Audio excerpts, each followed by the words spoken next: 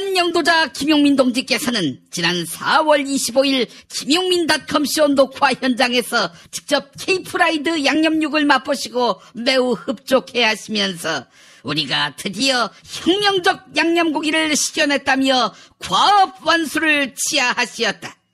경애하는 김용민 동지께서는 케이프라이드가 양념고기의 최고 존엄을 해치고 질낮은 고기를 양념 맛으로 가리려는 괴뢰도당의 시도를 단호히 까부수고 국내산 무항생제 돼지고기와 호주산 청정육으로 맛의 본때를 보여주었다며 치하하시었다.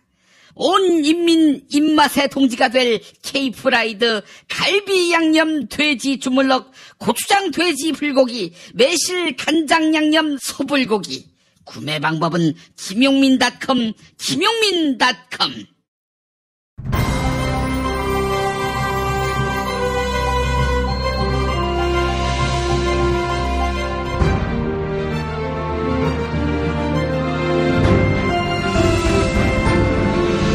2018년 4월 27일 금요일 김용민 브리핑 2부입니다.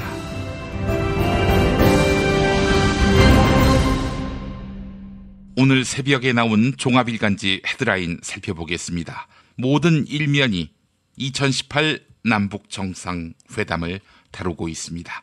먼저 한겨레 정전 65년 오늘 판문점에서 평화의 달이 놓는다. 경향신문 통일이여 걸어서 오라. 한 걸음 한 걸음 뒤따라오라. 국민일보 이 길에서 평화가 시작된다. 서울신문 분단 넘어서 평화 새 길로. 한국일보 남과 북 모이고 포개졌던 사랑을 기억해냈으면. 네, 이런 제목입니다. 한반도 비핵화와 항구적 평화정착의 새날이 밝았습니다. 오늘 문재인 대통령과 김정은 북한 조선노동당 국무위원장은 판문점 군사분계선 MDL에서 역사적인 첫 만남을 갖습니다. 북한 최고 지도자로서 처음으로 남한 땅을 밟게 되는 건데요. 정상회담은 아침 10시 반 남측 지역인 평화의 집 2층에서 시작됩니다. 아침엔 확대 회담이, 낮부터는 단독 회담이 열릴 것으로 보이는데요. 회담이 끝나면 합의문을 발표하고 저녁 6시 반에 환영 만찬이 이어집니다. 다음은 동아일보 9시 반 판문점 비핵화 첫발 뗀다.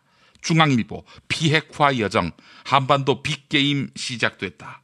마지막으로 조선일보 25년을 끌어왔다. 북핵 마침표 찍자. 이렇게 제목을 달았습니다. 조중동 보수 종합일간지들은 비핵화에만 방점을 둡니다. 실제 문재인 대통령과 김정은 위원장은 단독 회담을 통해서 이른바 핵 담판을 벌일 것으로 보이는데요. 다른 일간지들이 기대하는 70년 분단 해체나 평화 무드, 이것과는 결이 달라 보입니다. 냉전이 있어야 살 길이 있는 조중동다운 편집입니다. 오늘의 헤드라인 살펴봤습니다. 잠시 후 뉴스 브리핑 이어갑니다. 스페이드 퀴즈입니다. 돌잔치, 칠순잔치, 가게 홍보, 체육대회, 창사기념일. 정답! 기념품! 문제를 끝까지 들으셔야죠. 이럴 때 사용하는 판촉물이나 기념품, 답례품, 단체 선물 등을 취급하는 전문업체로서 국민을 위해 제대로 일하는 언론과 정당의 후원을 하는 판촉물 전문업체는 어디일까요? 정답! 네피알! 네? 어디라고요? 네피알! 네, 정답입니다. 판촉물이나 단체 선물이 필요할 때 이왕이면 우리 편 회사 네피알을 찾아주세요. 인터넷 검색창에 네피알을 치시거나 032-519-4800으로 전화주시면 친절하게 상담해드립니다. 그런데 상품은 뭔가요? 네피알에 가서 고르세요. 3만 가지가 넘는 물품이 있어요. 오늘 녹음 끝나고 한 잔? 술 끊는다며. 새해가 되면 술 끊겠다는 결심들 많이 하시는데요. 네. 쓸데없는 짓 하지 마시고요. 네, 술 친구미 있잖아요. 아니 다들 술자리만 있으면 오라고 난리잖아. 술친금 들고 가야지. 술친금을 그렇게 퍼주니까 부르지. 술친금이 있어야 술자리가 오래간단 말이야. 내 친구들이 전부 다 술친금 인정했어. 오빠도 한 잔 콜? 그렇다면 가지야. 네이버에 술친금을 검색하세요. 멀쩡합니다. 오빠 머리숱이 엄청 풍성해졌는데? 그래? 혹시 퍼프 면적이 커서 빠르고 파워풀하게 머리를 풍성하게 만들어준다던 헤이브로 헤어 파워 쿠션을 써서 그런가? 뭐라고? 아니, 압도적 코팅 원료로 두피를 보호하면서도 머릿속을 꼼꼼하게 채워주고 남자의 자신감도 같이 채워준다는 헤이브로 헤어 파워 쿠션을 썼거든. 응? 헤이브로? 남자의 자신감 1분 안에 채우자. 헤이브로 헤어 파워 쿠션. 포털에서 헤이브로를 검색하세요. 헤이브로.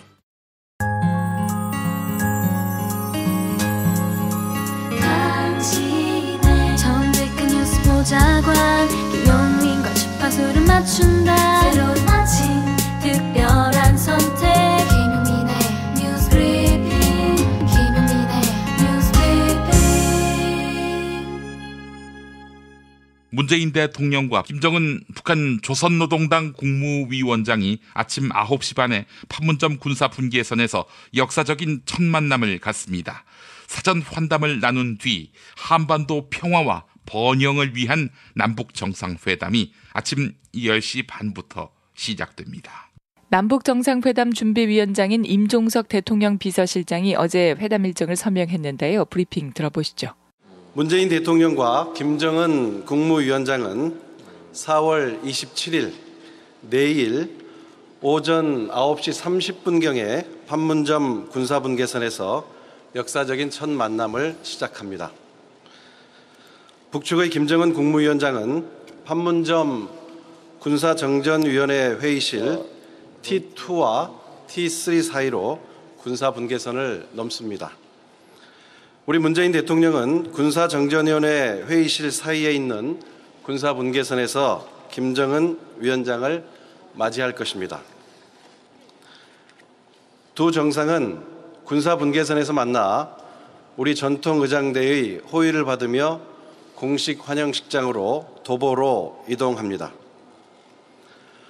9시 40분경에 자유의 집과 평화의 집 사이에 판문점 광장에 도착한 두 정상은 이곳에서 의장대 사열을 포함한 공식 환영식을 갖습니다. 2000년 김대중 대통령 그리고 2007년 노무현 대통령의 평양 방문에서 열린 공식 환영식에서도 남북 두 정상은 북측 육해공군 의장대의 사열을 한 바 있습니다. 의장대 사열을 한 뒤에 두 정상은 양측의 공식 수행원들과 인사를 나누면서 환영식을 마치게 됩니다. 이어서 양 정상은 회담장인 평화의 집으로 이동합니다. 오전 회담이 끝나는 12시 두 정상은 따로 점심을 먹은 뒤 다시 만나 기념식수와 산책을 합니다. 이후 재개된 오후 회담은 5시와 6시 사이에 끝날 것으로 보입니다. 저녁 6시 30분부터는 평화의 집 3층 식당에서 양측 수행원들이 참석한 가운데 환영 만찬이 열립니다. 만찬이 끝나면 두 정상은 하나의 봄을 주제로 한 영상을 관람한 뒤 헤어집니다. 북한이 진정 원하는 것은 평양에 트럼프 타워가 들어서고 맥도날드 가게가 문을 여는 것이다. 문정인 대통령 통일외교안보 특별보좌관이 이렇게 밝혔습니다. 미국 자본을 북한에 끌어들이면 체제 보장 수단이 될 수 있다는 의미입니다. 문정인 특보는 북한은 미국의 공격으로부터의 안전, 나아가 경제적 이득을 바라고 있다. 이렇게 말했습니다. 이어서 북한이 완전하고 검증 가능하며 돌이킬 수 없는 핵폐기를 한다면 도널드 트럼프 미국 대통령도 경제적인 보상을 줄 것으로 본다. 이렇게 덧붙였습니다. 또한 문정인 특보는 북한과 미국의 정상회담에서 김정은 위원장이 획기적인 제안을 내놓을 수 있다고 전망했습니다. 핵탄두 일부를 폐기하겠다고만 해도 충분히 의미가 있다는 겁니다. 지난해 11월에 발생한 규모 5.4의 포항 지진은 지열발전소 때문에 발생한 것이 아니냐, 이런 의혹이 제기됐는데요. 지열발전소 때문에 발생한 것이다. 네, 국제학계에서 이 주장이 받아들여져서 파장이 예상됩니다. 이진한 고려대 지구환경과학과 교수팀은 포항 지진이 지열발전소의 유체주입으로 인해 발생했다는 점을 과학적으로 입증했다고 밝혔는데요. 연구팀이 발표한 2017년 포항 지진의 유발 지진 여부 조사 이런 제목의 논문이 국제학술지 사이언스 온라인판에 실렸습니다. 또한 스위스 연방공과대학과 독일 지질연구센터 그리고 영국 글래스고대를 포함한 국제공동연구팀 역시 포항 지진이 우발 지진일 가능성이 높다. 이런 내용의 논문을 발표했는데요. 이 논문 역시 사이언스에 나란히 실렸습니다. 지역 발전을 위한 시추와 물 주입이 지진을 유발했다는 겁니다. 이진한 교수의 연구 결과처럼 포항 지진의 원인이 지열 발전인 것으로 최종 결론 난다면 정부 차원의 피해 보상은 불가피해질 것으로 보입니다. 중앙재난안전대책본부에 따르면 포항 지진으로 인한 시설물 피해는 3만 건에 달하며 피해액은 550억 원에 이릅니다. 이명박 정부와 박근혜 정부 시절 포털 사이트가 의도적으로 댓글 조작을 묵인 또는 방조했다. 이런 지적이 나오는데요. 심지어 일부 누리꾼들은 포털사 내부에 댓글 부대 활동을 방조하는 공모자가 있을 수 있다. 이런 가능성까지 제기합니다. 포털 사이트 다음에서 활동 중인 댓글러들은 다음과 같이 증언했습니다. 진보 성향 댓글러들이 박근혜 정부를 비판하는 글로 베스트 댓글을 차지하면 반대 폭탄이 퍼부어졌다. 눈에 익은 작업 아이디들이 순식간에 추천을 받아 베스트 댓글을 탈환했다. 또한 댓글 조작 세력으로 의심되는 아이디들을 포털에 신고했지만 포털 측이 댓글을 삭제하거나 경고를 표시하는 경우는 거의 없었다. 이렇게 털어놨습니다. 반대로 진보 성향의 댓글러들이 남긴 댓글은 수시로 다음에 의해 삭제 조치가 이뤄졌습니다. 댓글러들은 다음에 댓글 삭제 기준이 일관성도 없고 형평에도 문제가 있다고 지적했습니다. 포털사 내부에 댓글 부대의 활동을 방조하거나 조력하는 자가 있을 것으로 의심을 받는 것도 이 때문입니다. 드루킹 부실 수사 논란 속에 검찰과 경찰 양측의 폭로전이 계속되고 있습니다. 먼저 경찰은 김경수 더불어민주당 의원에 대한 통신영장과 금융계좌 압수수색 영장을 신청했으나 검찰이 기각했다고 밝혔습니다. 수사기관이 발부되지도 않은 영장과 관련된 정보를 공개하는 것은 이례적입니다. 이에 검찰은 경찰의 수사가 부실한데 계속 영장을 남발하고 있다고 반박했는데요. 비난의 화살은 경찰을 향하고 있습니다. 실제로 경찰은 김경수 의원이 드루킹 김 씨의 댓글 조작 범행에 연루된 정황이 보인다고 밝히며 영장을 신청했는데요. 정작 중요한 수사 기록보다는 보도된 언론의 기사를 위주로 영장 신청 사유를 제시했습니다. 특히 경찰이 영장 반려 사실을 공개한 것은 피의자에게 대놓고 증거인멸을 하라는 꼴이어서 경찰의 수사 자료 확보 의지가 의심스럽다. 이런 반응도 나옵니다. 조양호 대한항공 회장 부부가 국적기 기장들을 자가용 운전사처럼 부린 것으로 드러났습니다. 수백 명의 안전을 책임져야 하는 기장은 조양호 회장 부부의 지침을 따로 챙겨야 했습니다. 조양호 대한항공 회장 부부 응대를 위한 대한항공의 매뉴얼이 공개됐습니다. 조양호 회장 부부의 탑승이 정해지면 대한항공 운항본부가 비행기 조종사에게 지침을 전달하는 것으로 알려졌는데요.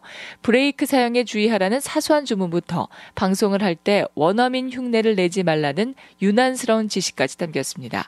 또한 대한항공 사측이 노조 활동을 위축시켰다는 제보가 이어지자 고용노동부가 조사에 들어갔습니다. 대한항공 직원들은 회사가 입맛에 맞는 노조위원장을 선출하도록 할 가능성이 높다고 주장합니다. 회사가 추천한 후보자들로 노조 대의원이 결정되고 이렇게 선출된 대의원들이 노조위원장을 뽑게 된다는 겁니다. 땅콩 회항의 피해자 박창진 대한항공 사무장 역시 노조가 어용성을 보인다고 비판했습니다. 당초 일반 노조를 비롯해 대한항공 세계 노조는 오늘 조양호 회장 가족에 대한 규탄 집회를 열 예정이었는데요. 하지만 집회 날짜를 놓고 노조원들이 반발하면서 한 개 노조는 결국 불참하기로 했습니다. 박창진 대한항공 사무장의 발언 들어보시죠. 27일 그것도 남북 정상회담으로 가장 언론의 관심이 소홀할 시기에 서면을 통한 경영진의 책임을 받아내겠다. 자, 이것이 그들의 어용성을 충분히 보여주는 것이 아닌가. 서지현 검사의 폭로로 출범한 검찰 성추행 진상조사단이 수사 결과를 발표했습니다. 진상조사단은 안태근 전 검사장이 성추행 의혹 확산을 막으려 피해 여검사에게 유례 없는 인사보복을 가했다. 네, 이렇게 판단한 것입니다. 중간 수사 결과 발표를 통해 진상조사단은 안태근 전 검사장이 2010년 서지현 검사를 성추행한 의혹이 인정된다고 밝혔습니다. 또한 서지현 검사가 성추행 피해 사실을 털어놓자 안태근 전 검사장은 법무부 검찰국장이 된 2015년 인사보복을 했다고 설명했는데요. 하지만 서지현 검사는 예견된 부실 수사라며 강한 유감을 밝혔습니다. 서지현 검사가 피해자 코스프레를 한다, 이런 취지의 글을 올렸다가 삭제한 검사들에 대해 조사를 제대로 하지 않았다는 겁니다. 이혼하지 않은 상태에서 다른 여성과 동거를 하던 검사가 사표를 던졌습니다. 문무일 검찰총장은 검사로서 자세가 잘못됐다, 당장 사표를 수리하라, 이렇게 지시했습니다. 국민권익위원회가 운영하는 국민신문고 홈페이지에 지난해 말 이상한 민원이 하나 접수됐습니다. 검찰청사 내 장애인 주차구역에 장애인 차량 표지가 없는 승용차가 계속 주차돼 있다고 신고한 겁니다. 이에 검찰 감찰관은 차량 주인으로 등록된 사람의 거주지를 수소문해 찾아갔는데요. 장기 불법 주차를 감행한 인물은 서울중앙지검의 특수부 검사로 확인됐고, 이 검사는 동거녀 명의의 전세주택에 함께 살고 있었습니다. 불화를 겪은 부인과 이혼하지 않은 상태에서 다른 여성과 살고 있었던 겁니다. 본래 사건은 주차 위반에서 시작됐지만 검사로서의 품위와 사생활 문제가 드러나면서 서울고등검찰청은 이 검사의 사표를 받기로 했습니다. 김용민 파일. 문익환 목사의 부인 박용길 장로. 문 목사와 함께 그 역시 하늘나라에 있다. 이 인터뷰는 문 목사가 1989년 북한을 방문할 당시에 찾아왔던 기자들과 했던 것. 벌써 분단 45년이 되는데 50년 전에는 아무튼 통일이 돼야 된다는 것을 늘 노래 후렴같이 늘 그러고 있었으니까 자기가 조금 희생되더라도 이번에 그 장벽을 좀 뚫고서 그 왔다 갔다 하는 그런 기회를 만들고 싶다는 아마 의욕이 있었을 거다. 그로부터 20여 년 뒤인 2007년 박용길 장로는 노무현 대통령 정부가 개통한 경의선, 동해선 철도를 따라 북한을 방문하고 돌아왔는데 당시 MBC 뉴스. 오늘 이 열차에 탔던 탑승객들은 어떤 기분이었을까요? 감격과 아쉬움이 교차했던 이들의 소감 함께 들어보시죠. 이제 우리 마음이 서로 이렇게 통하니까 통일이 멀지 않겠다 싶어서. 분단 50년이 다 돼가도록 북한은 갈 수조차 없던 땅. 하지만 벽을 문으로 알았던 문 목사는 당국에다가 신고하지조차 않고 북한을 방문하는데, 나는 오래전서부터 한번 평양을 방문하여 민족의 미래에 관하여 진정으로 기탄 없는 대화를 교환할 수는 없을까 간절한 염원을 품고 있었습니다. 그런데 기적이 일어난 것입니다. 즉 1989년 정월 메시지를 통하여 김일성 수석께서 한번 평양을 방문해 보라는 초청을 발표하셨던 것입니다. 그동안 거의 반세기에 걸쳐 분단의 치욕을 씻으려고 남쪽 민중들은 독재 세력과 막강한 군사 세력, 경제력을 구사하는 외세와 싸워 이제 마침내 도달하지 않으면 아니 될 운명적 지점을 향하여 돌진하고 있습니다. 저 이번에 평양 방문이 어떤 결과와 성과를 가져올지는 지금 아무것도 예언할 수가 없습니다. 그러다가 문 목사가 남북관계에 물꼬를 트면서 남북기본합의서 채택, 남북단일팀 구성, 응원단 구성, 그리고 6.15 남북공동선언까지 남북관계는 급진전을 거듭하는데, 하지만 훗날의 일들을 알지 못하는 문 목사. 돌아오는 비행기, 내리면 구속될 운명으로 인도하는 비행기에 타서는 긴장된 어조로. 후회는 안 해요.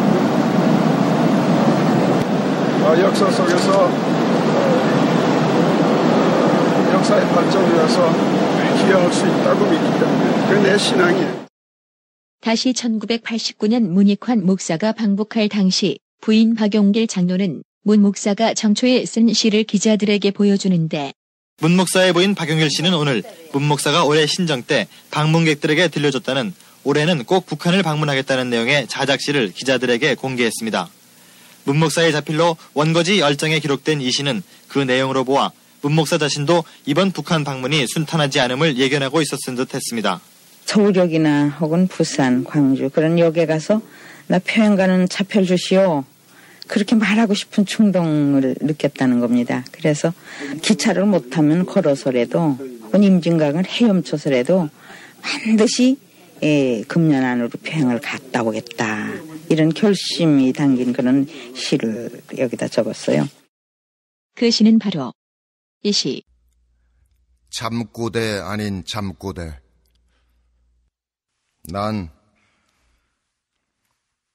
올해 안으로 평양으로 갈 거야. 기어코 가고 말 거야. 이건 잠꼬대가 아니라고. 농담이 아니라고. 이건 진담이라고. 누가 시인이 아니랄까 봐서 터무니없는 상상력을 또 펼치는 거야? 천만에 그게 아니라고. 나는 이 1989년이 가기 전에 진짜 갈 거라고. 가기로 결심했다고. 시작이 반이라는 속담 있지 않아. 모란봉에 올라 대동강 흐르는 물에 가슴 적실 생각을 해보라고. 거리거리를 거닐면서 오가는 사람 손을 잡고 손바닥 온기로 회포를 푸는 거지. 얼어붙었던 마음 풀어버리는 거지.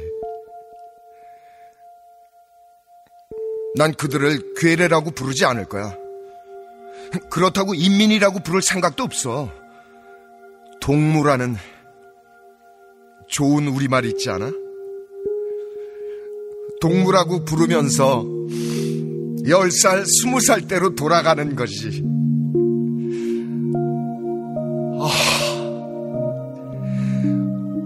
얼마나 좋을까. 그땐 일본 제국주의 사슬에서 벗어나려고 2천만이 한 마음이었거든. 한 마음. 그래, 그 한 마음으로 우리 선조들은 당나라 100만 대군을 물리쳤잖아. 그 한 마음으로 7천만이 한결애라는 걸 확인할 참이라고.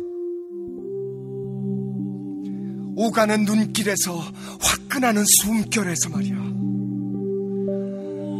아마도 서로 부둥켜 안고 평양 거리를 뒹굴겠지. 44년이나 억울하게도 서로 눈을 흘기며 부끄럽게도 서로 찔러 죽이면서 괴뢰니 주군이 하며 원수가 되어 대립하던 사상이니 이념이니 제도니 하던 신주단지들을 부셔버리면서 말이야. 뱃속 편한 소리 하고 있구만. 누가 자네 평양에 가게 한대? 국가보안법이 아직도 시퍼렇게 살아있다고. 객적은 소리 하지 말라고. 난 지금 역사 얘기를 하고 있는 거야. 역사를 말하는 게 아니라 산다는 건 말이야. 된다는 일, 하라는 일을 순순히 하고는 충성을 맹세하고 목을 내대고 수행하고는 훈장이나 타는 일인 줄 아는가? 아니라고. 그게 아니라고. 역사를 산다는 건 말이야. 밤을 낮으로, 낮을 밤으로 뒤바꾸는 일이라고. 하늘을 땅으로, 땅을 하늘로 뒤엎는 일이라고. 맨발로 바위를 걷어차 무너뜨리고 그 속에 묻히는 일이라고.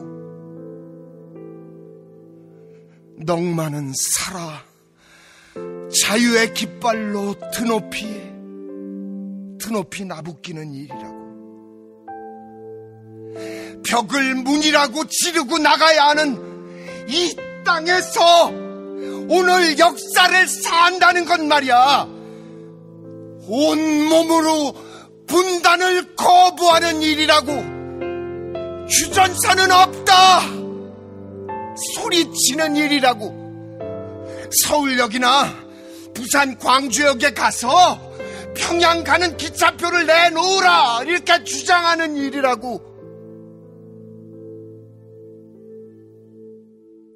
이 양반 머리가 좀 돌았구만. 그래, 난 머리가 돌았다. 돌아도 한참 돌았다. 머리가 돌지 않고 역사를 사는 일이 있다고 생각하나? 이 머리가 말짱한 것들아! 평양 가는 표를 팔지 않겠음 그만두라고!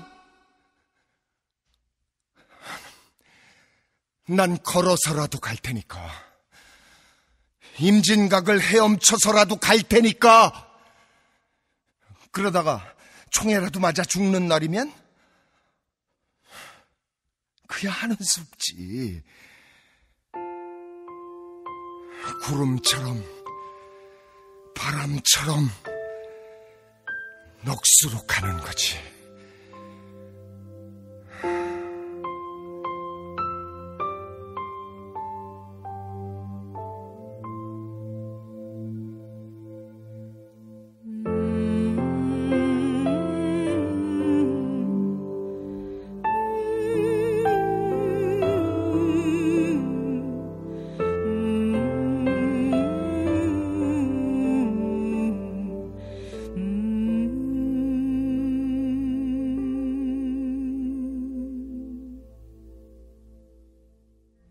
충남 금산의 넓은 인삼밭, 정성농장을 일군 농부아버지 이정열 씨.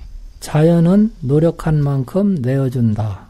그 자연의 마음을 알기에 정성농장을 더불어 일구는 아들 이성규 씨도 아버지에게 배운 것처럼 정직하고 또 성실하게. 정성농장 홍삼은 인삼 재배부터 가공 판매까지 모두 책임지고 있습니다. 그래서 대한민국 1등 품질을 자부합니다. 검색창에 정성농장 홍삼을 검색해주세요. 정성농장 홍삼. 전화문의는 010-9754-6972. 다이어트는 결국 먹는 게 문제다! 문제긴 하지. 매끼 식단 챙기기도 번거롭고 빼도 금세 다시 찌고. 아직도 몰라? 비타샵 다이어트를 해봐. 안 그래도 궁금했는데 어떻게 뺀 거야? 몇 개월 한 거야? 몸에는 안 나빠? 물어 뭐래. 비타샵 가봐. 같이 해. 1522-6648 혹은 비타샵을 검색해주세요. 제임스 티스푼과 함께 프리미엄 차 전문몰로 새롭게 단장한 전창걸몰에서 전하는 봄 소식.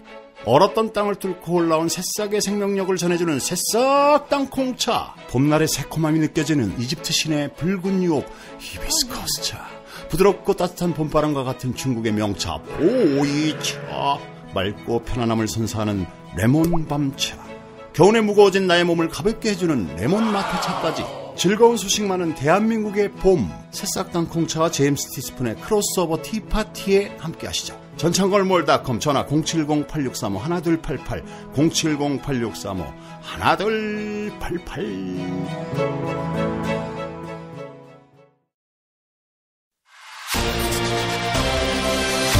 답은 이미 정해져 있으니 너는 대답만 해라고 하는 답정모. 아닌데. 답은 정치인데 너만 몰라. 이건데.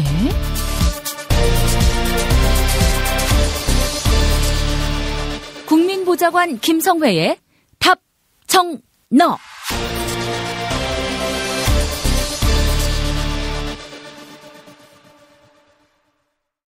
유명 백화점 판매가의 반값도 안 되는 파격적인 가격에다가 구입하고 20일 이내에 반품하면 100% 환불이 보장되는, 그런데 환불한 사람이 거의 없는 나이트 세라피 매트리스. 김용민닷컴에서 만나보실 수 있습니다. 나이트 세라피 매트리스. 네, 김용민닷컴입니다. 답정너로 이어갈까요? 국회 더불어민주당 손혜원 의원실 김성회 보좌관 만나겠습니다. 김 보좌관님. 네, 안녕하세요. 오늘 3차 남북 정상회담이 있는 날 역사적인 사건이 있을 것 같습니다. 예, 이거 뭐 사실은 제가 맞출 수 있는 수준의 질문이 아니라서 참 난감하네요. 아직 정상회담이 시작은 하진 않았고 브리핑은 나가야 하니 녹음을 그 전에 한 것이 참으로 안타까운데요. 어쨌든 저도 뭐 아주 큰 사건이 일어날 것이다라는 예상 지금 하고 있고요. 아주 잘 진행될 것으로 충분히 예측 가능한 상황인 것 같습니다. 최근에 벌어졌던 일련의 흐름들을 봤을 때. 예. 우리가 지금 이야기하는 것은 어디까지나 예측이긴 하지만 그래도 괄목할 만한 선언이 나올 것 같습니다. 평화선언, 종전선언. 그러나 오늘 결론의 최대치는 선언을 넘기는 어려울 것이다. 이런 점에서 보자면은 결국 북미 대화가 완결회담이 될 수밖에 없는 거 아니겠습니까? 예, 평화선언은 남북 정상 간에 가능하지만 이제 종전 선언 같은 경우 협정을 맺어야 되니까 정전 협정의 당사자는 그 당시에 북한, 즉 인민군과 그다음에 중국과 미국이었지 않습니까? 그렇기 때문에 앞으로 있을 북미 회담을 통해서 실질적인 종전에 대한 논의가 이루어질 것으로 보고요. 그것은 이제 북미 수교로 나가는 방향을 잡겠죠. 그리고 아마 이번 남북 정상회담을 통해서는 북한에서 핵과 관련돼서 특히나 어떤 입장을 어디까지 내놓을 것인지가 매우 좀 관심이 끌리고요. 그것을 기초로 해서는 뭐 연락사무소 설치까지도 좀 내다볼 수 있겠다라는 생각. 그리고 연락사무소 설치는 아마도 하게 된다면 판문점이 아니라 조선과 한국의 수도인 평양과 서울이 되지 않을까라는 그런 예측을 좀 해보고 싶습니다. 예, 그래요. 결국 미국의 기류가 가장 큰 변수가 될 텐데 그래서 김정은보다도 트럼프가 더 걱정된다. 변덕 부릴까 봐. 이런 얘기하는 분들도 적지 않습니다. 그런데 이제 사실은 트럼프는 기본적으로는 정치인이기도 하지만 사업가잖아요. 그리고 저희가 이제 솔직히 인정해야 하는 일이지만 오바마 대통령이 이제 소위 전략적 인내라는 이름을 가지고 책상 한 구석에 박아두었던 파일 아닙니까? 북한 문제라는 것이. 그런데 이것을 트럼프 대통령이 어쩌나 끈에 들었단 말이에요. 그러고는 처음으로 조선의 통치자를 만나는 이 순간이기 때문에 트럼프로서는 뭐 회담을 해봤더니 별게 없더라. 그럼 사실 뭐 뚱보라느니 뭐 매드맨이라느니 이런 얘기를 할 수 있는 상황으로 가지는 않습니다. 왜냐하면 당장 11월에 선거가 있기 때문에 그 선거에 대비해서 본인의 업적을 쌓는 것 그리고 첫 번째 임기를 마치기 전까지 대북 관련된 프로세스가 어느 정도 진행이 되어야 본인의 재선에도 큰 도움을 받을 것이기 때문에요. 저는 이 협상을 절대 망치지 않을 것이라고 생각합니다. 지금 망칠 수 있는 상황이 아니고요.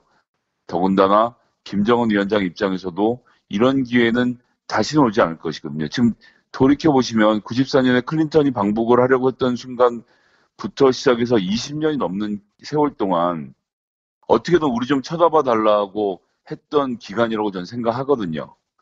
그러한 조선의 어떻게 보면 만용, 노력 혹은 만행 이 결국은 대화의 물꼬를 텄고요. 그런 과정에서 중재자인 니고시에이터에서 더 그레이트 니고시에이터가 됐죠. 문재인 대통령이 그 중간에서 누구도 하지 못할 것이라고 했던 한반도의 운전대를 잡은 거 아닙니까? 다시 돌이켜 생각해보면 불과 1년 전, 뭐 2년 전이 갈 것도 없습니다. 1년 전만 해도 문재인 대통령이 과연 운전대에 앉을 수 있겠냐. 조수석에서 안전벨트도 못 매일 것이라고 비아냥거리던 뭐 그건 진보 보수의 영역을 가릴 게 없죠. 못할 것이라고 다들 얘기했는데 결국은 문재인 대통령이 본인의 힘으로 전 여기까지 끌고 왔다고 생각하고요. 물론 세상 모든 것은 천운이 또 따라줘야 하고 시와 때가 맞아야 하는데 그런 것들이 정말 잘 맞은 순간이라고 생각하기 때문에 근데 그런 생각은 이번 회담에 참가하는 김정은 위원장이나 문재인 대통령이나 또 트럼프 대통령도 다 같은 생각일 거라고 보거든요. 이번이 아니면 안 된다라는 그런 절박함. 전 그런 절박함이 좋은 결과를 끌어낼 수 있을 것으로 그렇게 생각합니다. 정말 상식 밖의 인물로 우리가 그동안 폄하해 왔던 인물이 한반도 평화의 물꼬를 트는 주역이 된다면은 역사의 아이러니도 이런 아이러니가 없을 것 같아요. 네, 그렇습니다. 뭐 그렇긴 하지만 어쨌건 북미의 정상들을 보면 화끈하게 그냥 뭐 까짓거 아싸리 하자 뭐 이런 식의 스탠스들을 갖고 있는 사람들 아니었습니까? 그런 특징이 있었던 것인데 그것을 문재인 대통령이 중간에서 정확히 잘 드라이브하고 중재하면서 여기까지 몰고 왔다고 생각을 해서 저는 문재인 대통령에게 만점을 주고 싶고요. 물론 이 모든 결정들을 북미 정상들이 하지 않았다면 못했겠지만 그런 분위기를 만드는 역할은 문재인 대통령이 했고 누구 말 맞다나 외교라는 건 정말 대통령 본인의 개인기이고 고독한 결단이라는 걸 좀 다시 한번 느끼게 되는 그런 계기가 됐습니다. 한 가지 궁금한 게 말이죠. 민주당 정부에서는 왜 이런 파격적인 대북 대화제의 또 대북 대화 진전이 없었을까요? 제가 누차 말씀드렸습니다만 중동 문제가 중요하기 때문에 북한 문제는 잘 모르니까 제껴둔 거예요. 실제로 미국 행정부 내부에서 보면 북한 문제가 이렇게 중요했던 적이 없거든요. 매우 항상 중요한 일이었어야 하는데 그러지 못해왔던 전례가 있는 것이고 민주당이 있을 때 우리나라 정부 역할이 없었죠.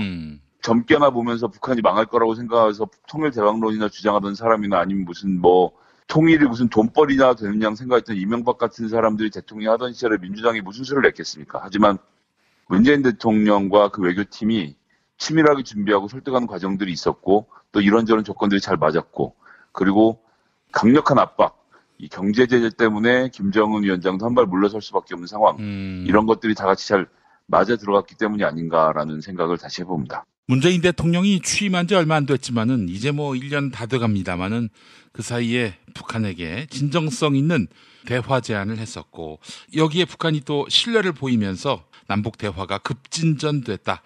전 이렇게 분석하고 싶네요. 이것이 또 비단 남북 간의 대화로만 이루어진 것이 아니라 미국을 배제하지 않고 미국을 소외시키지 않고 적극적으로 대화의 장으로 이끈 문재인 대통령의 다각도의 외교 노력 이것도 역시 매우 중요한 변수가 됐다라고 평가를 하는 것이 온당할 것 같습니다. 이 모든 것이 트럼프 대통령 덕분이다라는 문재인 대통령의 말 한마디가 저는 정말 많은 것들을 만들어냈다고 생각하고요. 그렇기 때문에 우리나라도 아닌 외신에서 그리고 외국에서 더 그레이시라는 말은 정말 극소수에게만 쓰는 말이거든요. 예. 더 그레이트 니고시에이터 문재인이라고 한다는 건 저희 국민들이 특히 청취자분들 자랑스럽게 생각하셔도 되는 일이 아닌가라고 좀 볼 수 있겠습니다. 예, 그래요. 칭찬은 고래도 춤추게 만든다고 하는데 트럼프 대통령은 안 춤췄겠습니까? 사람인데. 예. 그렇죠. 그럼 어쨌거나 이 문제가 잘 해결돼서 북한이 핵을 동결하고 또 폐기하는 과정으로 올해부터 시작해서 일들을 만들어가고 그런 것들이 어떤 역사적 이벤트로 남으면 그것이 올곧이 본인의 외교적 성과로 남을 것이기 때문에 한반도의 평화를 불러온 대통령으로 트럼프가 남을 수 있지 않습니까? 예. 그런 데서 의미를 찾는 것이라고 보고요. 그렇기 때문에 전 이번 협상은 잘 진행될 것이다라는 생각이 들고 한 발 더 나가서 앞으로의 일을 저희가 예측을 해보면요. 예.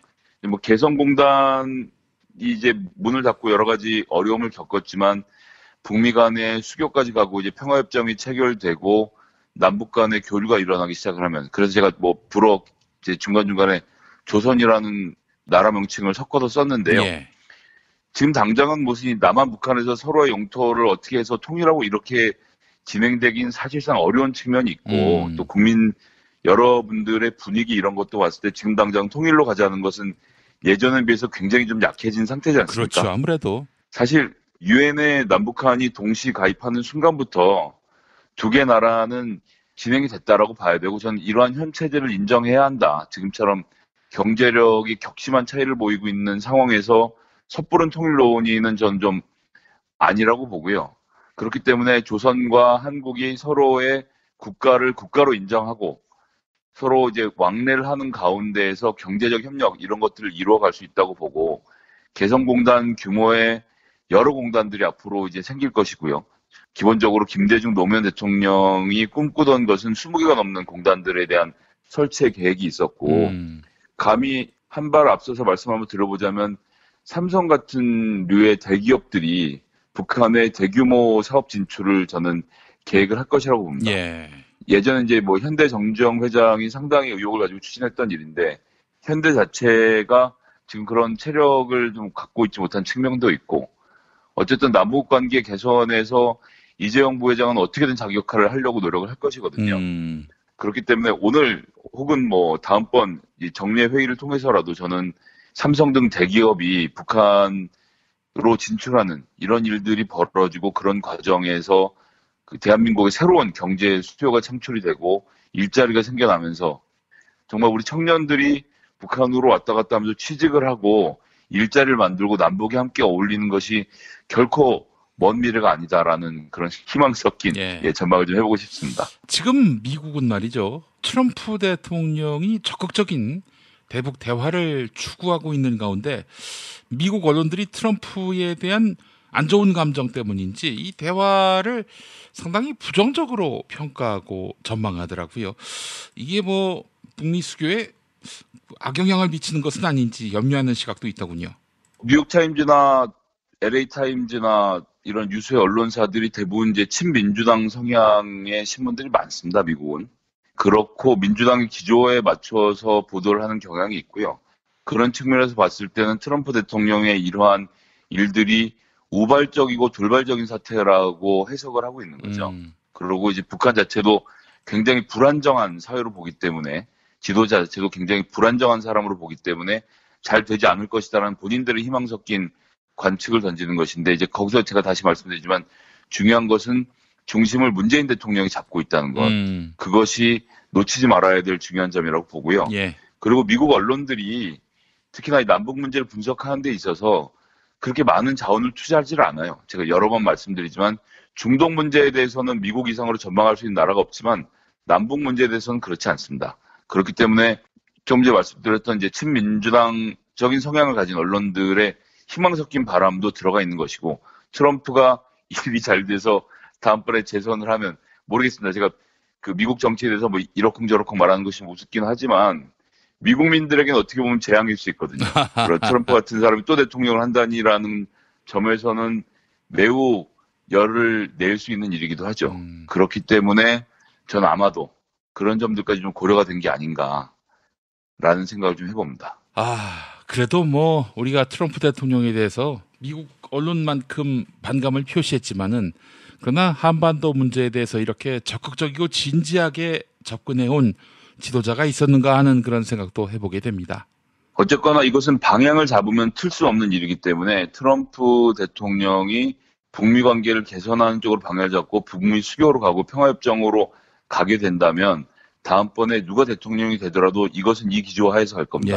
또 말씀드리지만 북한 문제를 잘 모르기 때문에 어쨌거나 한쪽으로 방향을 정했으면 그쪽으로 밀고 가는 거예요. 그런 과정을 통해서 북한이 시장 경제를 받아들이고 그러는 과정에서 본인들이 취할 수 있는 이득을 찾아내는 방향으로 진화해 갈 것이라고 보고요. 그런 사이에서 김정은 위원장은 본인의 정치적 체제를 보장받고 그리고 경제 체제를 개선하는 것, 중국식으로 시장 경제를 개방하고 조금씩 점차적으로 본인들의 사회주의를 다른 형태로 만들어가는 작업들을 전 할 거라고 보고 어떻게 됐건 간에 김정은 위원장은 세상 모든 아들들이 그렇지 않습니까? 아버지를 넘어서고 싶어 하거든요. 그렇기 때문에 새로운 시대를 만드는 일을 굉장히 갈망하고 있고 그런 갈망들이 이러한 협상을 끌어내고 있는 것이 아닌가라는 관측을 해봅니다. 자, 그렇다면 남북 정상회담 이야기로 돌아와서 만약에 괄목할 만한 합의, 선언이 있다면은 그래서 북미 정상회담을 통해서 이것이 협정으로서 조인된다면 이게 국회 입법사항인지 상당히 또 궁금해집니다. 기본적으로 입법사항은 아니지만 저는 이번에 국회 비준을 받을 거라고 보고 있고요. 이러한 내용들에 대해서 국회가 합의를 하고 특히나 외교 문제, 통일 문제에서는 여야가 없이 같이 하는 것이 맞겠죠. 그렇기 때문에 불어 문재인 대통령이 홍준표 대표를 청와대로 초청해서 이미 대화를 나눈 바 있지 않습니까? 이런 상태에서 자유한국당은 제대로 판단을 해야 될 것입니다. 이것마저도 어깃장을 놓고 깽판을 치면서 비핵화가 뭐 본인들이 원하는 수준이 진전이 안 됐네 해가면서 지난 9년 동안 망쳤던 남북관계를 반복하려고 한다면 저는 그건 뭐 국민들이 가만히 있지 않을 것이다. 정말 국회 예산과 같은 분노의 사태를 전 끌어낼 것이라고 생각하는데 아무리 정략적으로 남북관계를 이용하려고 하는 자유한국당이지만 북미 회담까지 진행을 하는 이런 와중에서 저는 깽판치기는 어려울 것으로 보고요. 그렇기 때문에 뭐 국회 비준이라는 절차는 밟게 될 것이라고 봅니다. 근데 제가 아는 선에서는 그것은 반드시 해야 되는 사항은 아닌 것으로 그렇게 파악하고 있습니다. 국민투표는 필요성이 있으면은 붙일 수 있다라는 법조문도 있더라고요. 그래서 남북 사이의 상징적인 합의를 통한 조약이라든지 협정이라든지 이런 것을 맺게 된다면 문재인 대통령은 국민투표에 붙일 가능성도 있지 않겠는가 하는 그런 생각도 해봅니다. 네, 국민투표를 붙이려면 일단 국민투표법부터 개정을 해야 되는데 자유한국당 여기서도 억장을 놓고 있네요. 예, 알겠습니다. 자, 온 나라의 관심이 파주시에 있는 판문점에 쏠리고 있는데 전 세계의 시선도 그곳에 쏠리고 있는데 자유한국당의 시선도 파주에 가 있는데 그 파주는 다름 아닌 느릅나무 출판사 사무실. 네. 어제 KBS도 보도를 이미 한 거 말씀드렸습니다만 아무리 찾아봐도 송금에서 별다른 기록이 나오지 않는다는 거죠. 그래서 자유한국당이 이제 구석에 몰리니까 또 이제 자꾸 다른 사건들을 찾아내려고 하는데 네거티브로 선거를 치를 수 없습니다. 그리고 자유한국당도 지방선거 많이 해봐서 잘 아실 텐데요. 네. 지방선거는 지역에서 일꾼을 뽑는 선거입니다. 이런 식으로 중앙 정치의 이슈를 가지고 흔들 수 있는 주제가 아니거든요.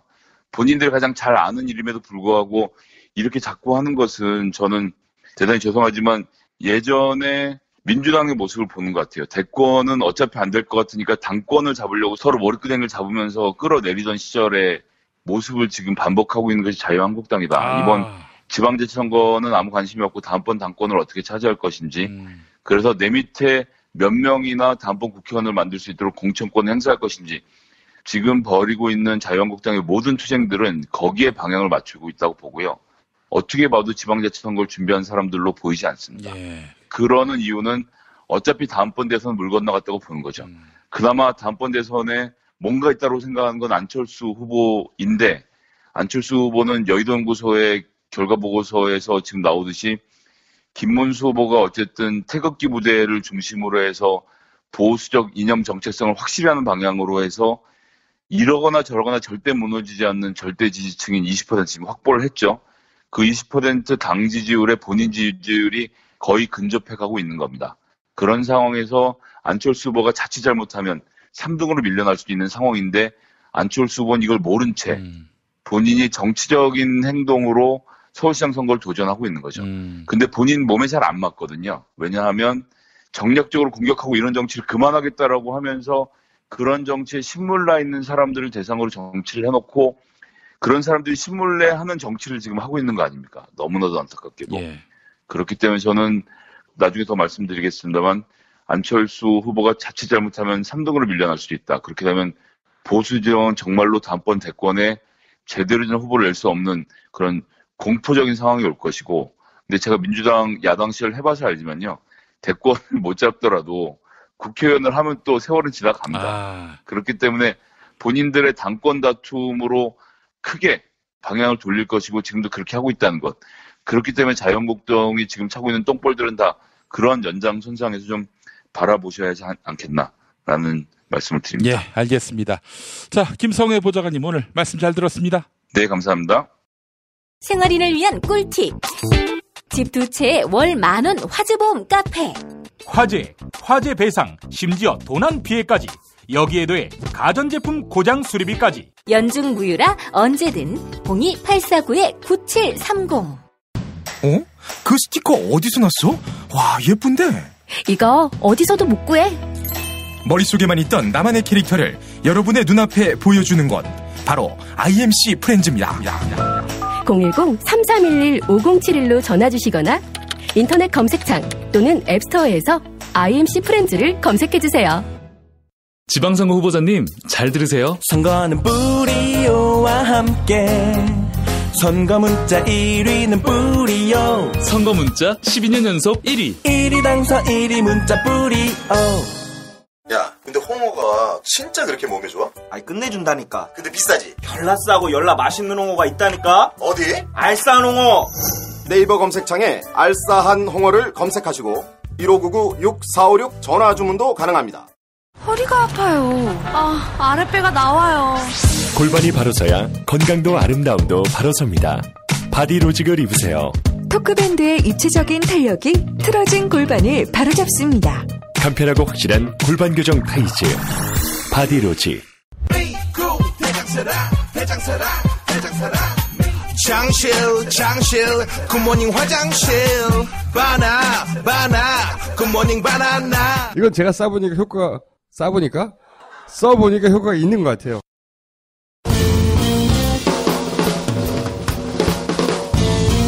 미디어 오늘 정상근 기자가 뉴스 속의 뉴스를 짚어드립니다. 정상근 기자의 오늘 미디어.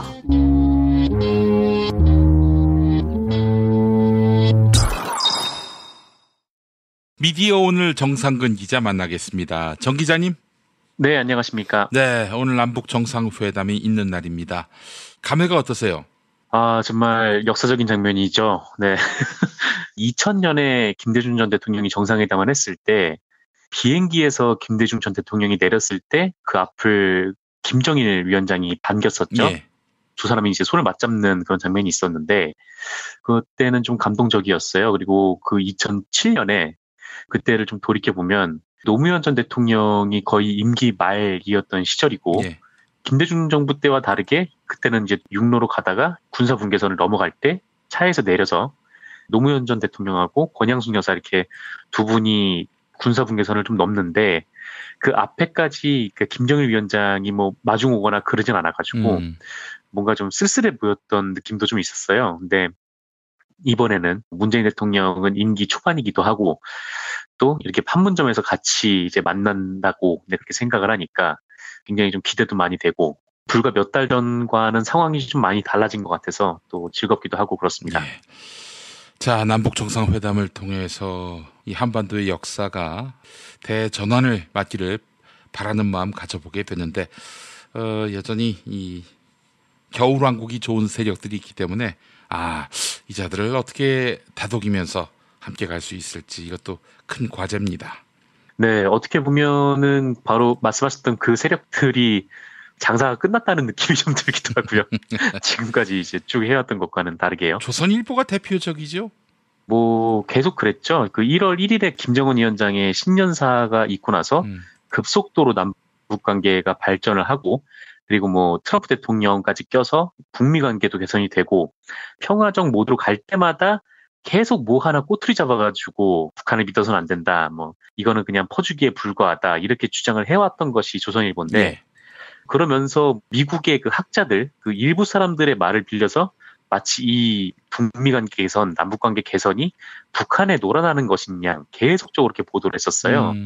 그렇게 보도를 해왔었는데 계속해서 트럼프 대통령과 문재인 대통령이 긴밀하게 공조를 하면서 대북 정책을 진행을 해나가니까 요즘은 좀 뻘쭘해졌던지 아니면 뭐 드루킹에 꽂혔는지 지금 같은 경우에는 드루킹 얘기를 거의 많이 하고 있죠. 자, 그래요. 남들 다 파주 판문점 쪽으로 시선을 집중하고 있는데 조선일보는 파주 느릅나무 출판사 쪽에만 관심을 갖고 있어서 안타깝기도 하고 말이죠. 자, 이 TV조선 압수수색 이걸 결국 TV조선 직원들이 나와서 저지했는데 어째 강제로 동원된 것처럼 보이는 그런 느낌도 받았습니다. 어떻습니까? 네, 뭐 나오라 그래서 나온 것 같기도 하고 아니면은 뭐 언론사 내부에 이제 압수수색을 들어온 거를 허용하는 것이 사실 뭐 기자 입장에서는 굉장히 치욕적인 일이긴 하죠. 근데 다만 동료 기자가 절도를 했다는 건 더 치욕적인 일이라는 걸 좀 알아야 되는데 예. 지금 뭐 그렇습니다. 예. 우리 저 TV조선이 고안 빌딩으로 이전하면 어떨까 하는 생각을 해봤습니다. 저희는 뭐 검찰의 압수수색이 들어와도 아마 기자들을 취재를 내보낼 겁니다. 왜냐면은 홀로 막아낼 수 있는 사람이 계시기 때문에. 예전에 그 삼국지를 보면은 장판파인가요? 거기에 이제 장비 혼자 조조의 이제 몇십만 대군을 막아내지 않았습니까? 비디오들은 뭐 걱정이 없습니다. 예. 알겠습니다. 자, TV조선 압수수색. 사실 경찰이 하는 게 아니라 경찰이 법원의 영장을 받아서 집행하는 거거든요. 그러니까 법원이 오케이 한 겁니다. 그렇습니다. 그럼에도 불구하고 뭐 TV조선에서 막아섰는데 오늘 이제 뭐 TV조선 압수수색에 대해서 제가 세 가지 측면에서 좀 말씀을 드릴 텐데 일단 그 첫 번째가 그와 관련된 얘기거든요. 이게 뭐 저희 이제 미디어오늘 강성원 기자가 경찰을 취재하던 중에 건진 단독 보도인데 경찰이 TV조선을 압수수색하러 들어왔을 때 당사자인 TV조선 측도 그렇고 뭐 어제자 이 조선일보도 그렇고 권력이 언론을 탄압하고 있다라고 주장을 하면서 앞을 막아섰었죠. 근데 뭐 다들 아시다시피 TV조선의 기자 혐의가 절도인데요. 뭐 그럼에도 불구하고 TV조선이나 조선일보가 이것을 언론 탄압이라고 주장하는 데는 뭐 나름 이유가 있기는 합니다. 근데 그게 뭐냐면 이것도 무리하게 너무 밀고 들어왔다는 거죠. 아니 뭐 우리 기자가 수사에 비협조적인 것도 아니고 협조적으로 하고 있는데 이렇게까지 압수수색을 해야 돼? 뭐 이런 주장인 셈이죠. 그러면서 이 TV조선 쪽 기자들은 아니 수습 기자는 사무실에 책상도 없는데 뭘 조사를 하느냐. 태블릿 PC 기록을 옮긴 게 의심이 되면 태블릿 PC를 조사하면 되는 거 아니냐. 뭐 이런 반박을 했습니다. 아니 어느 피의자가 이런 식으로 나오나요? 특권 의식 아니에요? 그렇죠. 뭐 기자라고 해서 당연히 압수수색을 거부할 수 있는 권리는 없죠. 왜냐하면 다 법치주의 하에 있으니까요. 요것도 이제 요거대로 이제 문제인데 저희 강성원 기자가 취재한 내용이 뭐였냐면은 이 태블릿 PC 기록을 옮긴 게 의심되면 태블릿 PC를 조사하라 뭐 이게 주장 아닙니까? 예. 근데 알고 보니까 태블릿 PC가 손상이 됐다라는 거예요. 그러니까 이게 경찰의 증언인데 이 TV조선 기자가 훔쳐갔다가 돌려놓은 그 태블릿 PC가 충전 단자가 손괴가 됐다라는 겁니다. 지금 태블릿 PC가 배터리가 없어가지고 꺼져 있는 상태인데 근데 이게 손괴가 돼가지고 그것 때문에 지금 충전이 안 되는 모양이에요. 그래서 경찰에서 이 디지털 포렌식을 의뢰하긴 했는데 그 결과가 나오기까지는 좀 시간이 걸려가지고 그래서 이제 압수수색을 들어왔다고 하더라고요. 그러니까 경찰 입장에서는 이 태블릿 PC에서 정보가 유출이 됐는지 여부를 빨리 확인을 해야 되는데 그래서 이제 TV조선에 압수수색 협조 요청을 했던 것인데 TV조선 측이 거부를 해서 지금 못한 상황이라고 하거든요. 예. 그러니까 뭐 기자가 수사에 비협조적인 문제도 아니고 뭐 수습 기자 사무실에 뭐 책상도 없는 그 문제도 아니고 태블릿 PC를 조사하면 되는 문제도 아니고 지금 태블릿 PC가 고장이 나서 빨리 지금 이 정보가 어떻게 유출이 됐는지 그 여부를 조사를 해야 된다라는 거예요. 예. 그 수사를 하시는 그 경찰 담당자하고 통화를 해봤는데 그 저희 강성원 기자가요, 이 관계자가 이렇게 얘기를 했습니다. 그러니까 해당 기자의 이 휴대전화와 노트북 등을 확보하기는 했는데 태블릿 PC에 있던 정보가 유출된 사실이 있는지 봐야 된다. 그래서 판사가 영장을 발부한 것이다. 그러니까 법원도 이거를 조사를 빨리 해야 된다. 뭐 이렇게 판단했다는 거죠. 왜냐면은 이 태블릿 PC를 절취한 시간, 그러니까 이 TV조선 기자가 태블릿 PC를 훔쳐간 시간과 그리고 반납이라고 해야 될지 모르겠지만 반납했다는 시간이 차이가 있기 때문에 그 시간 동안 절도물을 가지고 뭐를 했는지 확인을 해야 되기 때문이라고 해요. 그런데 막상 지금 태블릿 PC가 손괴가 된 상황이어서 이거를 TV조선 측이 얘기를 했는데 TV조선이 이를 거부를 하면서 그리고 난데없이 절도 행위에 대한 조사를 댓글 수사로 몰아가고 있다. 뭐 이게 이제 실무를 맡은 경찰의 토로입니다. 실제로 조선일보가 그 어제자 사설에 김경수 압수수색도 안 하면서 그거를 보도한 우리를 압수수색하느냐, 이건 언론 탄압이다. 뭐 지금 이러고 있는 그런 상황인 거죠. 이런 이제 조선일보의 주장이 경찰의 실무적인 입장에서 봐서는 지금 답답하고 지금 말이 안 되는 그런 상황이고요. 김경수 의원에 대한 압수수색 영장 경찰이 청구 안 한 것은 아닌데 법원이 기각했어요. 그리고 조선일보 니네 거는 집행하도록 했고요. 그러니까 집행장 들고 온 거 아닙니까? 그렇죠. 뭐 사실 뭐 경찰이 김경수 의원에 대해서 어느 정도 수사를 한 게 그게 이제 김경수 의원을 뭐 압수수색하기까지는 뭐 이렇게 혐의라고 볼 수도 없는 좀 그런 상황인 것 같아요. 그걸 기각을 한 거 보니까. 근데 반면에 이제 TV조선 같은 경우에는 뭐 절도라는 굉장히 좀 단순한 범죄기도 하고 어쨌든 그래서 이제 TV조선 쪽으로 압수수색하려고 했던 건데 이걸 지금 막고 있는 그런 상황인 거죠. 그리고 이제 두 번째로 짚고 넘어가야 할 부분이요. 조선일보의 언론 자유는 조선일보만의 것이냐 하는 문제인데요. 예. 진짜 언론 탄압을 위해서 공권력이 방송국 안으로 들어온 적이 있었어요. 뭐 어제 말씀드렸듯이 PD수첩 광우병 보도 때였는데요. 그때 2009년 4월에 박정훈 당시 조선일보 사회정책부장이 이런 칼럼을 썼었습니다. 뭐냐면 제목이 PD수첩을 순교자로 만들지 마라 라는 제목이었어요. 그 칼럼의 내용은 이런데요. 신문에 실린 한 장의 사진이 사람들을 헷갈리게 한다. 젊은 여성이 눈물을 흘리며 공권력의 만행을 규탄하고 있다. 안쓰럽고 가련한 모습이다. 주인공은 광우병 왜곡 보도에 참여했던 MBC PD수첩의 여성 PD였다. 결혼을 앞두고 있다고 한다. 그런 그녀의 집을 검찰은 심야에 압수수색까지 했다. 영락없이 공권력에 탄압받는 피해자 이미지다. 그리고 좀 중략해서요.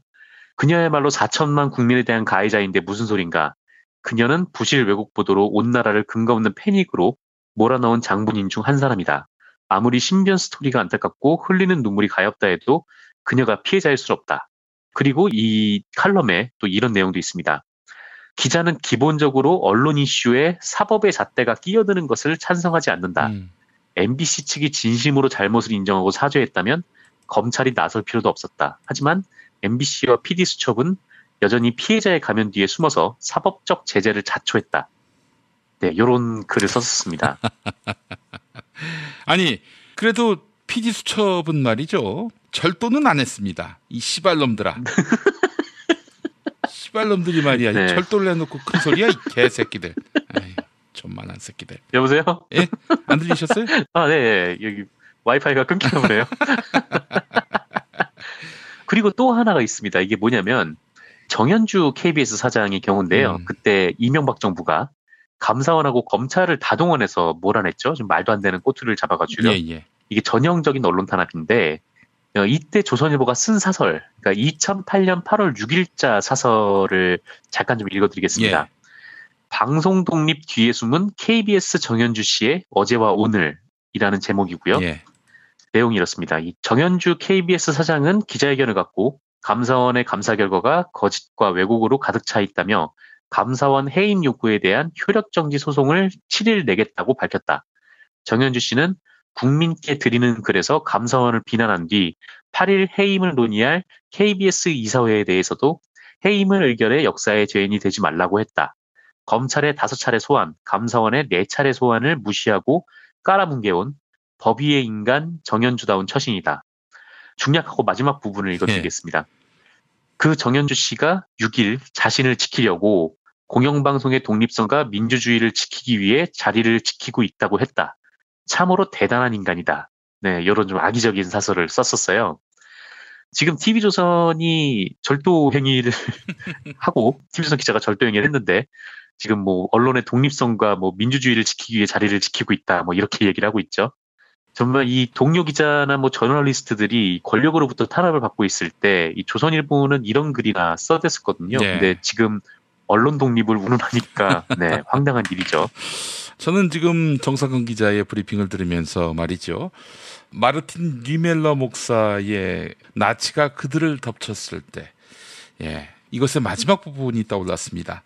그들이 나에게 닥쳤을 때는 나를 위해 말해줄 이들이 아무도 남아있지 않았다. 예. 그렇습니다. 조선일보가 언론 탄압 피해를 호소할 때 아무도 들어주는 사람이 없다는 점, 다 비웃는다는 점, 조선일보는 직시할 필요가 있습니다. 그거보다 좀 더 가까운 비유는 그 조선일보가 나치였지 않나라는 생각이. 아, 그런가요? 알겠습니다. 근데 뭐 너네가 예전에 그랬잖아 하면서 이게 잘못된 압수수색이라면 이걸 옹호할 마음은 전혀 없는데요. 근데 저는 어제 말씀드린 대로 뭐 언론에 대한 수사는 좀 신중해야 한다고 보는 그렇죠. 편이에요. 이게 만약에 악용될 소지가 있기 때문에 그래서 신중해야 한다라는 의견도 상당히 일리가 있습니다. 그러나 조선일보가 그런 얘기를 하면은 웃겨요. 그냥 웃깁니다. 그렇죠. 이 신중해야 한다는 게 뭐 기사를 쓴 것 때문이라든지 아니면 기사를 쓴 기자를 탄압하기 위해서라든지 아니면 취재원을 찾아내려 한다든지 뭐 이런 경우를 의미를 하는데 네. TV조선은 절도잖아요. 절도야 이 새끼들아. 니들은 절도야. 어? 네. 이 새끼들아 아주 절도가. 여보세요? 절도가 있는 놈들이 말이야. 근데 이게 절도인데 예. 이 절도에다가 더 지금 수사를 해야 되는 건 예. 이 절도를 위해서 시켰을 수도 있잖아요. 아, 그렇지. 그 가능성을 배제할 수가 없어요. 그러면 범죄 조직이지, 범죄 조직. 네. 그러면은 지금 이 수습 기자가 그런 지시를 받고 이거를 가져왔다라고 하면 TV조선에서 꼬리 자르기를 한 거 아니겠습니까? 글쎄 말입니다. 아무리 뭐 강호의 의리가 땅에 떨어졌다고 해도 수습 기자한테 이러면은 좀 안 되는 일이죠. 수습 기자가 뭐 공명심 때문에 그랬을 수도 있지만요. 예. 근데 어쨌든 이 부분이 이제 절도이기 때문에 수사를 받아야 된다라고 저는 좀 생각을 하고 좀 TV조선도 이거를 좀 알았으면 좋겠습니다. 예. 알겠습니다. 자, 정상근 기자님 수고 많이 하셨고 남북 정상회담 정말 괄목할 성과를 기대하면서 우리는 또 다음 월요일에 인사드리겠습니다. 고맙습니다. 네, 감사합니다.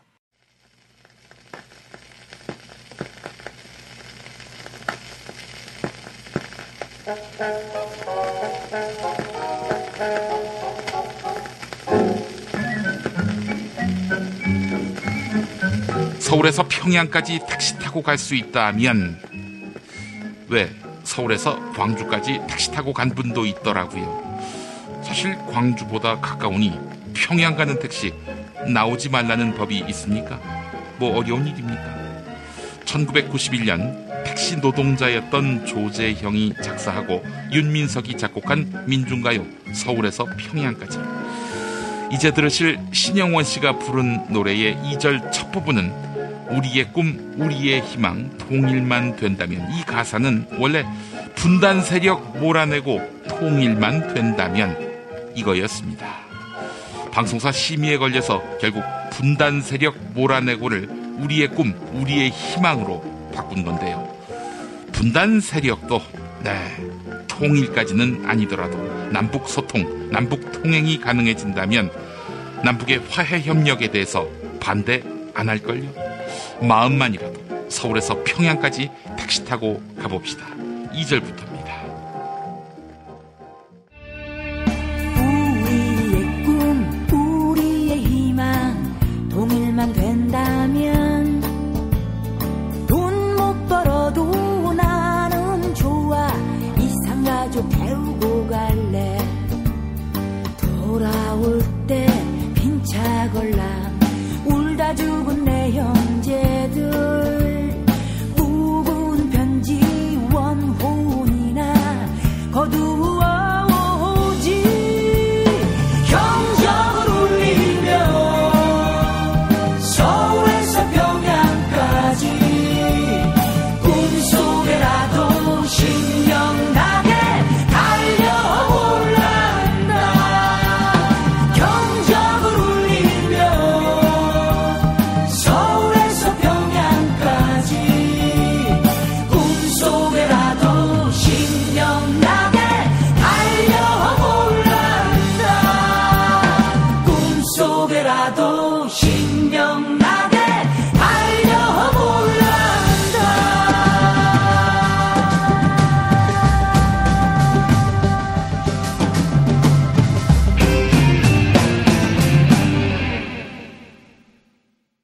BPL 타임 최경환입니다. 골반 척추 바로잡고 싶다면 바디로직 구매 후기 볼까요? 허리가 많이 아파서 매일 물리치료 다녔습니다. 물리치료사 선생님이 허리 보호대를 착용하라고 권하시는데 김용민 브리핑에서 듣던 바디로직이 생각나서 인터넷 구매했습니다. 봄이 돼서 농사일을 시작하고 아침 9시부터 저녁 7시까지 종일 걸음 푸는 일을 했습니다. 아마 바디로직을 입지 않았다면 저녁에는 걷지도 못했을 것입니다. 이틀 동안 입고 했는데 허리가 달랐습니다. 힘도 생기고 일한 후의 통증은 훨씬 덜합니다. 몸 쓰시는 일을 하시는 분들 적극 추천합니다. 여기까지인데요. 농사에도 좋고 또 자식 농사에도 좋습니다. 바디로직, 이 몸이 유연해야 이 자식 농사도 가능하겠죠. 안 그렇습니까? 검색창에서 바디로직 이회창입니다. 정성농장 홍삼 섭취 후기 읽어보겠습니다. 조모씨, 지인분께 소개받아서 정땡장보다 좋다는 정성농장 홍삼정 2병을 구매했습니다. 함께 보내주신 홍삼액도 이전에 다른 곳에서 사 먹었던 것보다 훨씬 진하고 정말 정성 들인 흔적이 느껴졌습니다. 그래서 저도 열심히 지인들에게 홍보 중입니다. 네, 그리고 또 다른 사연이 왔습니다. 이분은 누구시지? 읽어볼까요? 이번에 정성농장 홍삼 먹고 1997년 그때 깜짝 놀랄 젊은 후보로 돌아가겠습니다. 그리고 이회창 같은 고릴라를 이기겠습니다. 아니, 이름이 뭐... 아니, 이 씨발 새끼. 아니, 이딴 애송이가 정성농장 홍삼 먹는다고 깜짝 놀랄 후보가 되나? 근데 그 새끼가 정말 회춘하면 어떡하지?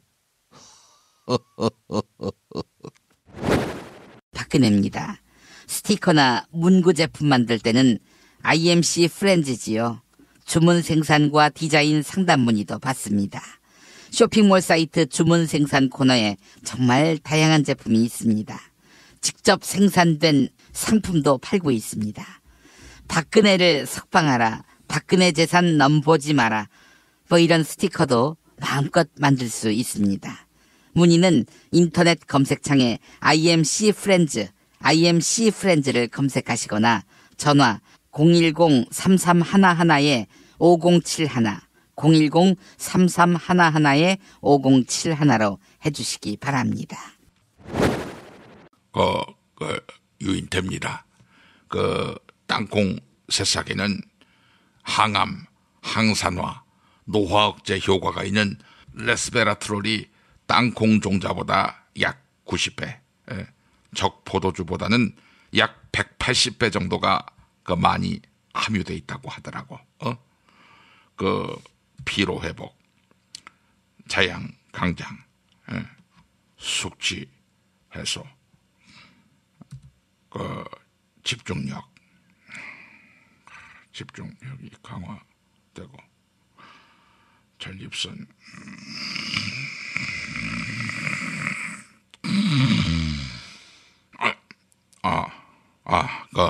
전립선 개선, 여기 굉장히 탁월하다고 하죠. 전창걸의 새싹 땅콩차, 이 전창걸몰.com, 전창걸몰.com. 창걸아, 춘곤증 졸음 개선, 그것도 좋다고 하지 않았니? 홍준표입니다. 이 꼭 들어야 할 실손보험, 이 7,000원 운전자 보험 카페가 있는데 뭔 걱정이에요? 병원비 보장해준다는 실손보험도 40대 이상 남성 월 10,000원, 10살일 때 월 5,000원대면 가입된다 했어요. 이게 다가 아니지. 보험료 비싸서 가입하기 힘든 치아보험도 40세 여성 기준 월 20,000원이라고 했어요. 포털 사이트 다음에서 7,000원 운전자 보험 검색하세요. 당뇨, 고혈압도 가입할 수 있는 실손보험도 있습니다. 전화 016-360-0689, 016-360-0689, 밤 9시까지. 내 성대모사가 문재인이 성대모사 아니냐며 텐세이 놓는 연탄가스들이 있는데 내 가만히 두지 않습니다. 탄핵 때문에 뭐 이야기를 전달을 하려고 해도 길을 막고 듣질 않아요. 해족 수준으로 쪼그라든 한국 보수. 회생의 길은 과연 있을까? 변화된 정치 환경, 갈 길 잃은 보수에게 새로운 희망을 제시한다. 애국 보수의 화려한 부활과 집권을 위한 본격 가이드, 김용민의 신간, 보수를 지켜라. 진중권도 투표하는 보수 정당, 광주에서도 일당이 될 수 있는 보수 정당, 젊은이들의 입당이 줄을 잇는 보수 정당. 언제까지 민주당 정의당을 부러워만 할 것인가? 부러우면 진다니까? 자유한국당 당원 김용민이 쓴 보수를 지켜라. 이김에서 나왔습니다.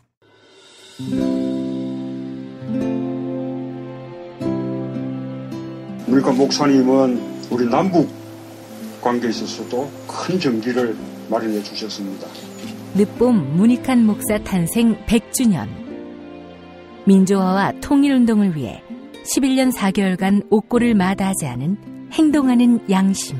오늘 우리가 누리고 있는 이 민주주의 또 문익환 목사님 덕분이 아주 큽니다. 그가 24년 동안 살았던 서울 강북구 인수복로 통일의 집이 6월 1일 문익환 통일의 집 박물관으로 거듭납니다. 사람들이 이렇게 항상 북적북적 이렇게 했던 공간이라 아버지한테만 아니라 우리 모두들한테 굉장히 큰 의미가 있는 통일의 역사를 기억하며 통일의 길을 모색하는 문익환 통일의 집 박물관 기념사업 추진위원으로 함께해 주시겠습니까? 이건 단지 어떤 유가족들의 유산이 아니라 우리 시대가 가지고 있는 유산이기 때문에 자세한 안내는 포털 사이트에서 문익환 통일의 집을 입력해 주세요.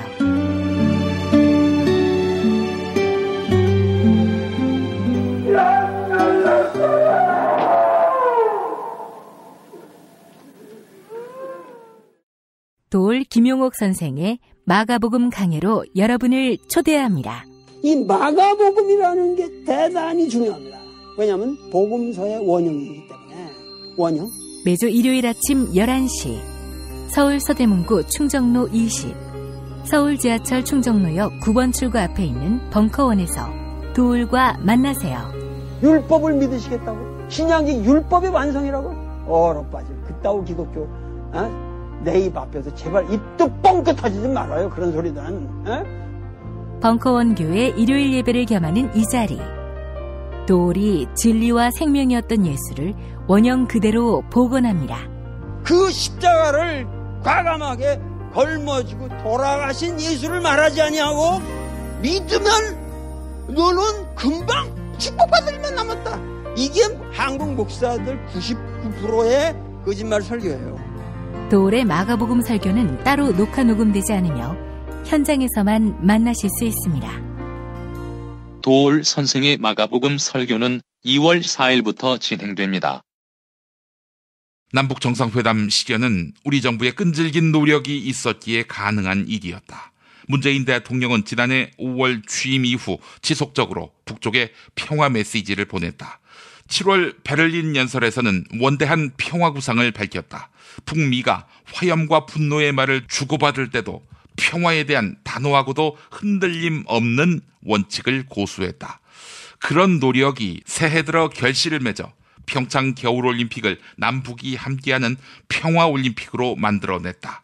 이 기간 중에 우리 정부는 남북의 만남을 이끌고 북미 대화를 주선했다. 그 결과가 오늘의 만남이다. 네, 오늘 한결의 사설이었습니다. 촛불이 만든 문재인 대통령. 오늘 남북회담에서 문 대통령의 현명함과 강인함 그리고 유연함을 위해 기도합니다. 2부도 많이 들어주시기 바랍니다.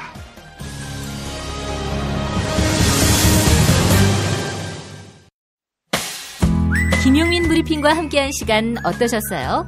다음 시간에도 보다 바르고 알차며 즐거운 정보로 여러분을 찾아가겠습니다. 팟캐스트 포털 팟빵에서 다운로드하기, 구독하기, 별점 주기, 댓글 달기로 응원해주세요. 잊지 마세요. 다운로드하기, 구독하기, 별점 주기, 댓글 달기.